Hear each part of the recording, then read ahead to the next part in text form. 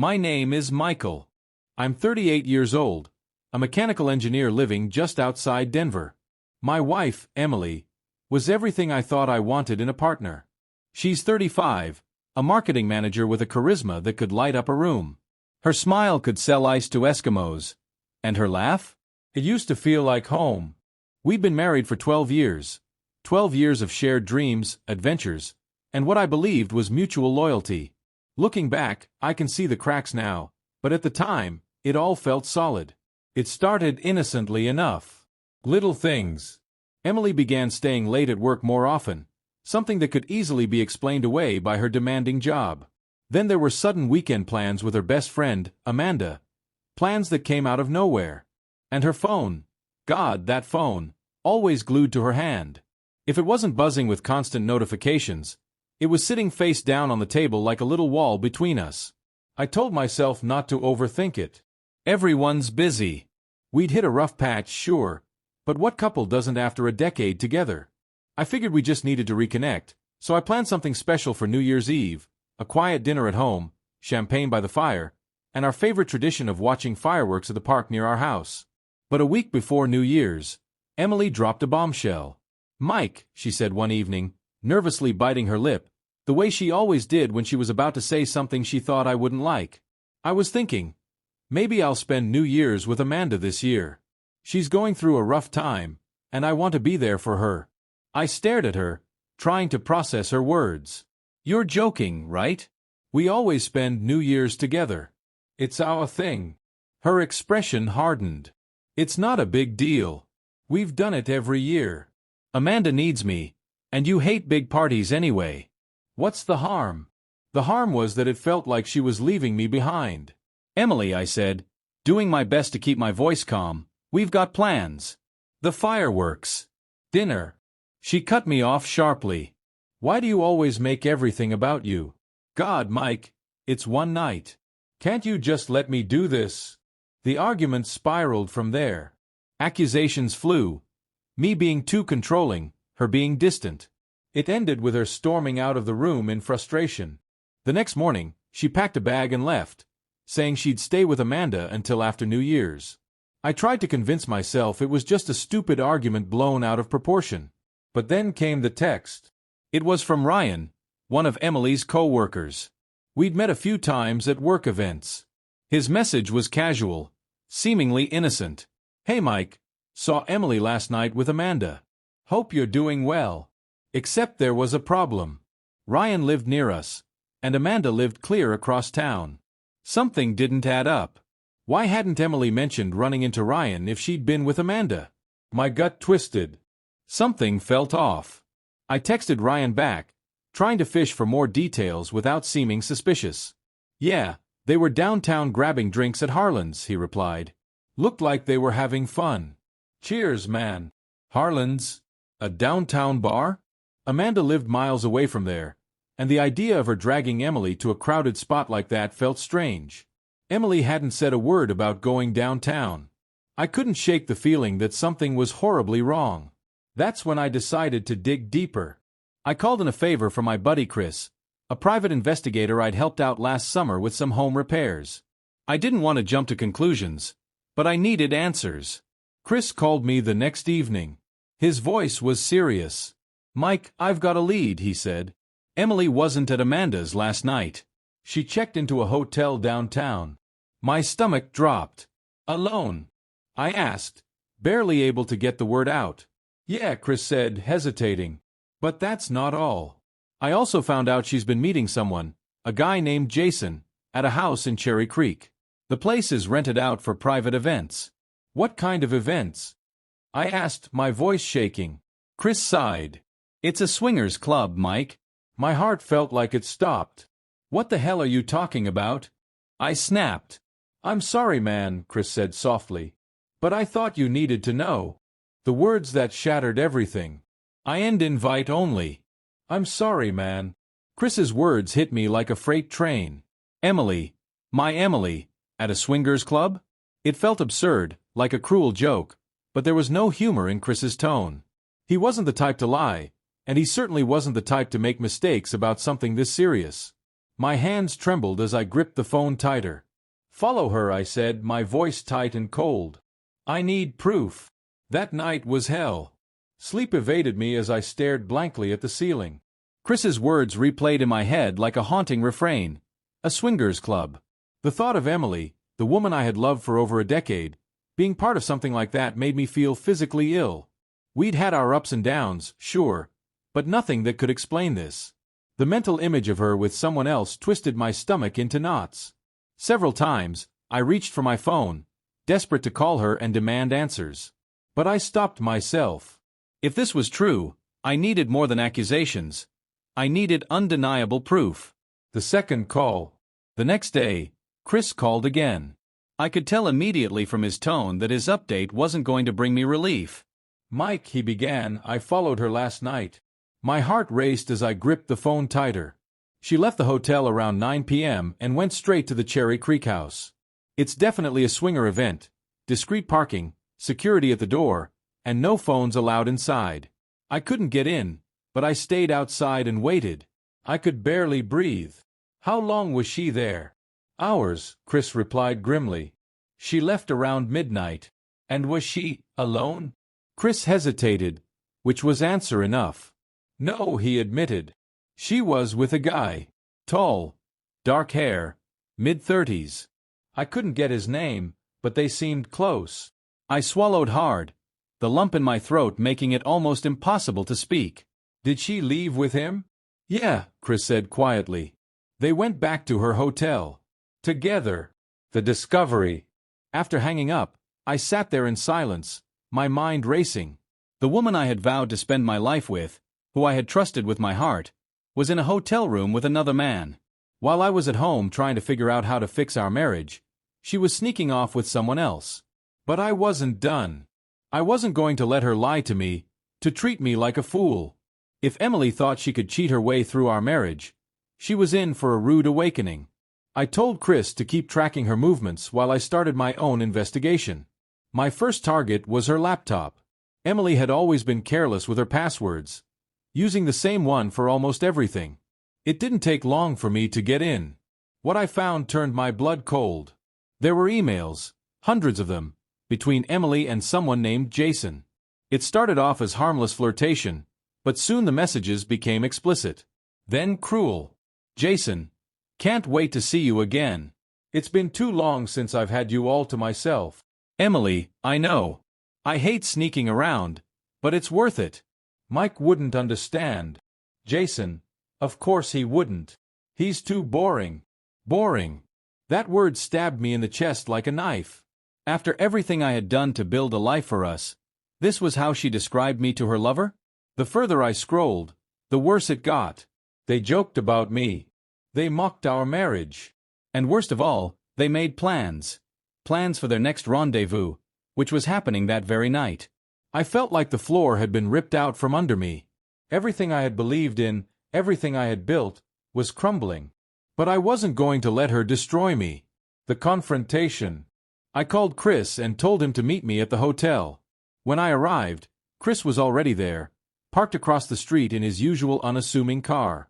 He rolled down his window as I approached. "They're inside," he said grimly. "Checked in under Jason's name. Room 403. I clenched my fists so hard my nails bit into my palms. My jaw tightened as I looked up at the building. Each window seemed to mock me, each light a glaring reminder of my wife's betrayal. "Let's go," I said, my voice low and steely. This wasn't just about finding out the truth anymore. It was about confronting it, and confronting her. The confrontation. Chris grabbed my arm as I moved toward the hotel entrance, his grip firm but his voice calm. "Mike, think this through. You're angry, but you need to stay calm. Get what you need and walk away. Don't do anything that could come back to bite you." I nodded, though my heart felt like it was about to explode. My body thrummed with rage and heartbreak, a live wire ready to snap. Chris was right, though. I had to keep my head on straight. The hotel lobby was eerily quiet, the kind of silence that made every sound feel amplified. I approached the front desk, trying to exude an air of nonchalance, though my insides churned. "Hi," I said, forcing a casual tone. "I think I left something in room 403 earlier." Could you let me in? The receptionist hesitated, her fingers hovering over the keyboard. I'm sorry, sir. I can't. I leaned in slightly, lowering my voice. It's for my wife, I said, letting a small smile touch my lips. She's inside. It's a surprise. Her expression softened, the hesitation melting away. She smiled back and handed me a key card. Of course. Enjoy your evening. I murmured my thanks and headed toward the elevator, my pulse pounding louder with each step. As the doors closed behind me, I stared at the floor numbers lighting up, taking slow, deliberate breaths. My mind raced through endless possibilities, each more devastating than the last. When the elevator dinged on the 4th floor, I stepped out, my legs heavy as lead. The hallway was empty, the plush carpet muffling my footsteps as I approached room 403.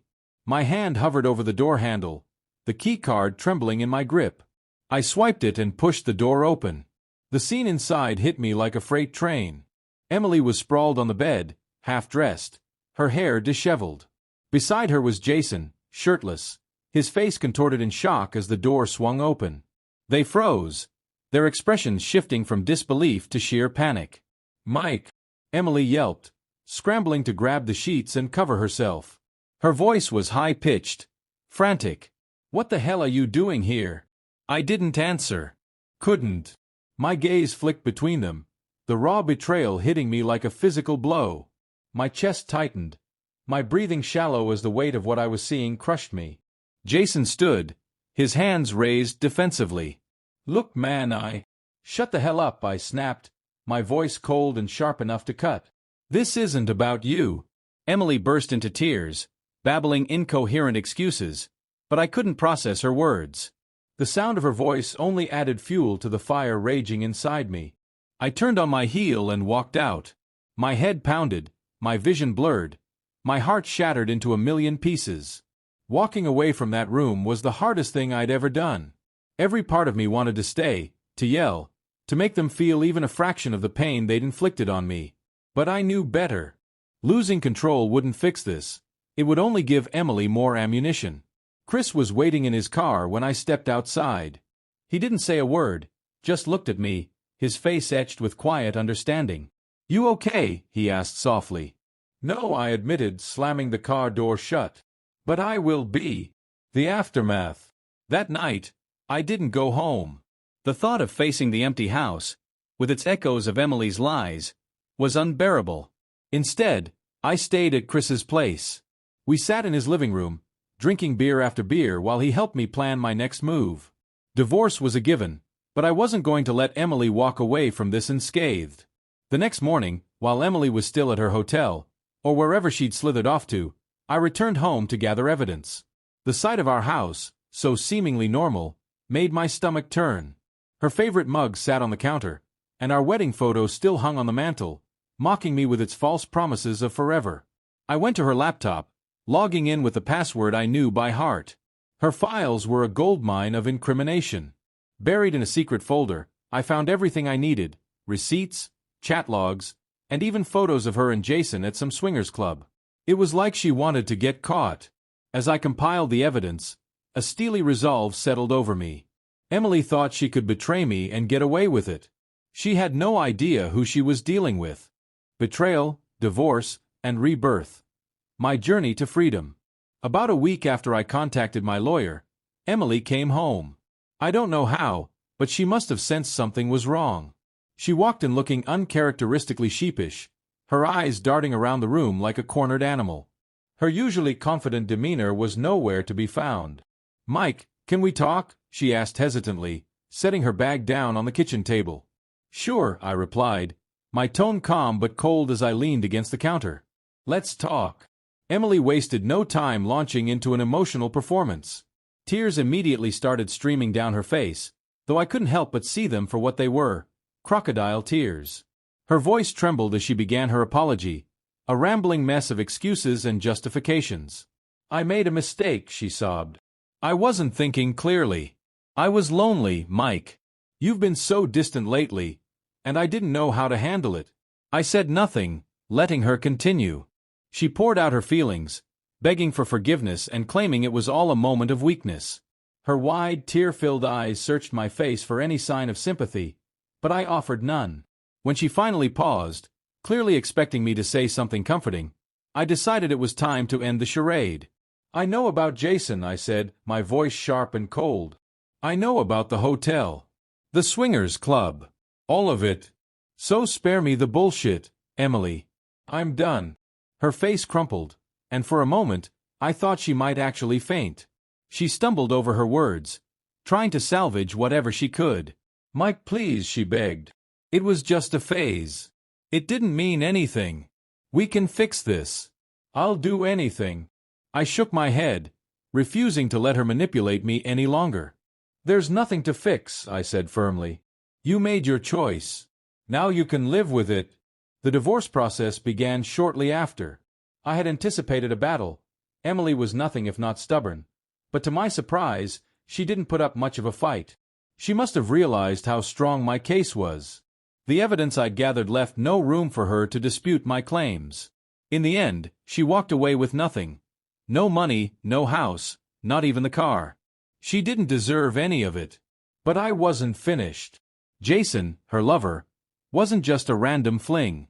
He was married to a woman named Rachel, someone I had met a few times at work events. She was sweet and kind, and she deserved to know the truth about her husband.